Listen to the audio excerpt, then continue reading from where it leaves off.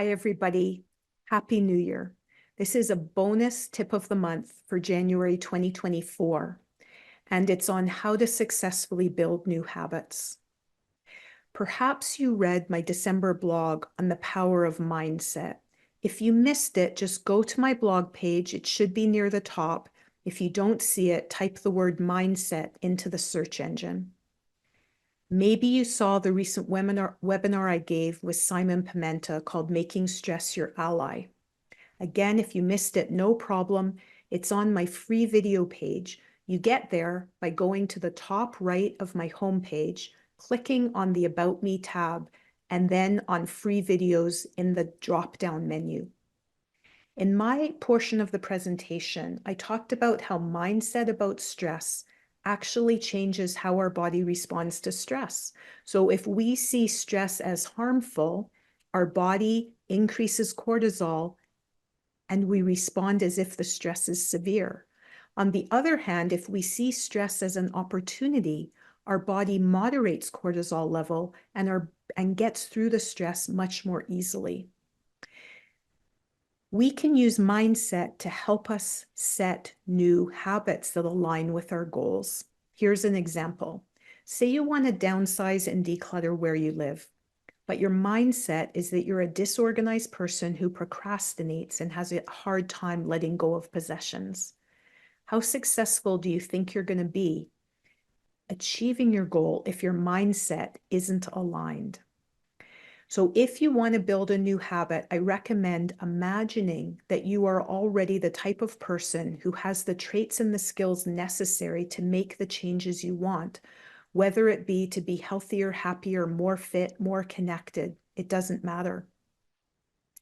One thing all of my followers have in common is that we want to be healthier and have fuller lives. My question to you is whether you have the mindset of a healthy person or whether you may have some thoughts, feelings, and habits standing in your way. To evaluate this in any given situation, simply ask yourself, what would a healthy person think, feel, or do right now? If you aren't sure, ask someone in your life who has a healthy body and a healthy attitude. Explain your situation and ask them how they would respond.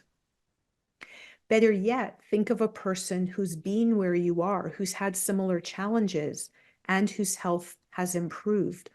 Ask them, what did they do to get healthier, and what maintenance habits do they practice on a daily basis to stay healthy? Practice taking on a healthy mindset and identity. Once you view yourself as a person with a healthy mind and body, you're going to start acting differently, and healthy habits will come more easily to you. So what are some of these habits? All the things I teach in my Pathways to Improvement course, things like keeping a regular schedule, getting enough sleep, prioritizing pacing, eating healthy food, and don't forget having fun and connecting with loved ones. What if you don't know anyone who's on that path? I would recommend going to recovery websites and listening to a bunch of stories until you hear one that you can personally relate to. Consider contacting the person being interviewed and ask them what they did. Now, it's possible that you're thinking that you just don't have what it takes to improve your health. But ask yourself what might be possible if you had mindset in your corner.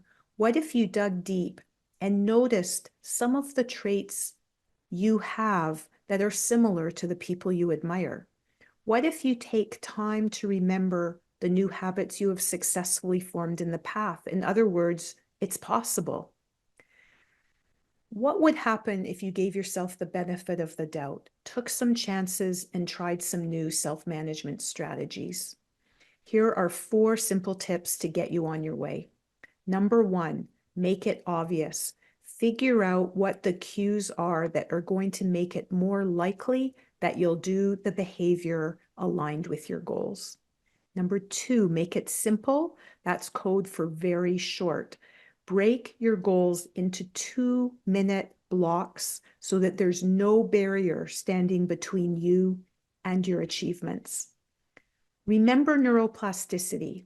Focusing on the habit you're trying to break merely reinforces it. Instead, focus on your new identity, your new goals. Lastly, cut yourself some slack. We all slip up. It's guaranteed to happen.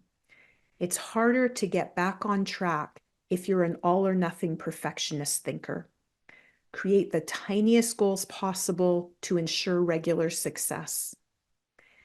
Try out these tips. Let me know if they work for you. Feel free to share them with others. We could all benefit from habits that help us achieve our goals. Happy New Year.